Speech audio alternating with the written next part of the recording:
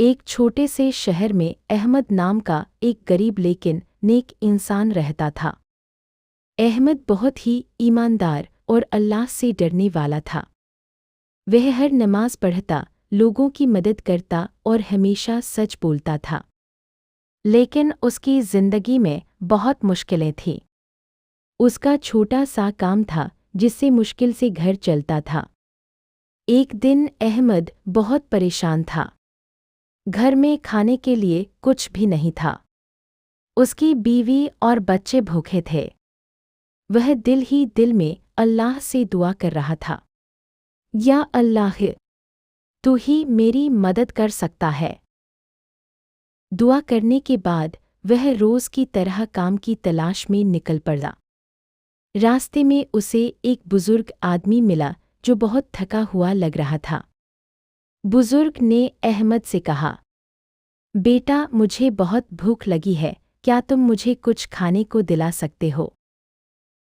अहमद के पास खुद खाने के लिए भी पैसे नहीं थे, लेकिन उसका दिल बहुत नरम था। उसने अपनी जेब में देखा तो बस थोड़ा सा पैसा था जिससे वह अपने बच्चों के लिए खाना लेने वाला था। अहमद कुछ पल सोच में पड़ गया, फिर उसने कहा, कोई बात नहीं बाबा, पहले आप खाना खा लीजिए। अहमद ने वही पैसे देकर बुजुर्ग को खाना खिला दिया। बुजुर्ग ने खाना खाया और मुस्कुराकर अहमद से कहा, अल्लाह तुम्हें इसका बहुत बड़ा बदला देगा।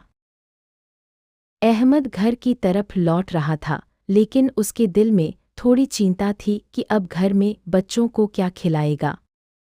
मगर उसे भरोसा था कि अल्लाह सब देख रहा है। जब वह घर पहुंचा तो उसने देखा कि उसके दरवाजे पर एक थैला रखा हुआ है। उसने थैला खोला तो उसमें बहुत सारा खाना और कुछ पैसे थे। अहमद हैरान रह गया।